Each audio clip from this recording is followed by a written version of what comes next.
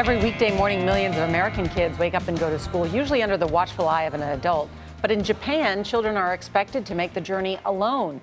In the Tokyo metro area, where the population tops 38 million, that trip can last up to an hour, covering several miles. Seth Doane visited one family to learn how students going solo are protected. From 5:30 to 6:30 a.m. on school days, Ruhei Sato's routine looks like pretty much any first grader's. This being Japan, breakfast is rice with fish eggs and seaweed, but otherwise it feels familiar. It's what comes next that's so surprising. It takes you 55 minutes to get to school? Yes. And you'll do this all alone? Yes. Is that strange? No. Take a look at the trip he takes solo. It's a 10-minute walk to the station where he swipes his card like a veteran commuter. There are trains to catch and rush hour crowds to contend with. Then there's a transfer to a second train and another walk all alone at age 7. But before you jump to judgment, meet his mom, Yumi Sato. Do you worry about him? At the beginning, yes. I was so worried. In Japan, parents are encouraged to let their kids go to school alone.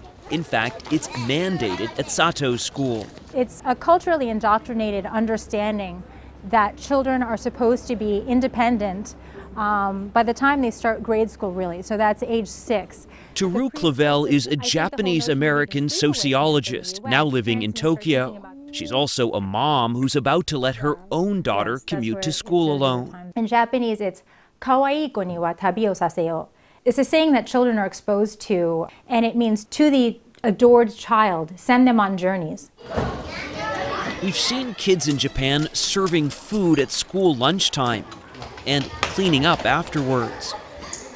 Yumi Sato notes Japan's trains are dependable, and there's a modern-day tool to keep tabs on little Ruhei. So you can see where he is. A GPS tracking device, which reports back to her phone. Have you been to the U.S.? Yeah. Would you let Ruhei go to school? No, never. I can't even finish my question. Absolutely not. No. Really? Why not? Because I see a lot of guns on TV in the United States. I don't feel very safe, kids being alone and going to school by themselves. In America? Yes. Japan has a relatively low crime rate, and the yellow flap on Sato's backpack marks him as a first grader. The community is expected to keep close watch. There are newspaper stories about pedophiles. There are subway cars in Tokyo that have been made for only women, so there's no groping. Do these parents have a sort of false sense of security here? Every parent has to assess what he or she is comfortable with. Absolutely, there's crime in Japan, there's danger, but you have to weigh that against giving your child some freedom and being confident that you've given your child the tools to be able to navigate that.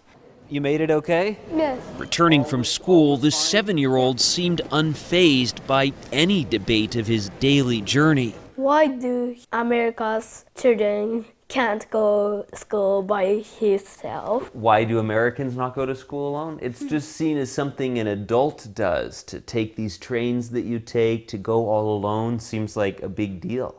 What do you think about that? But why can't kids ride trains by themselves, he asked. Before we left, we spotted him doing some sweeping, just like a 7-year-old would anywhere in the world. For CBS This Morning, I'm Seth Doane in Tokyo.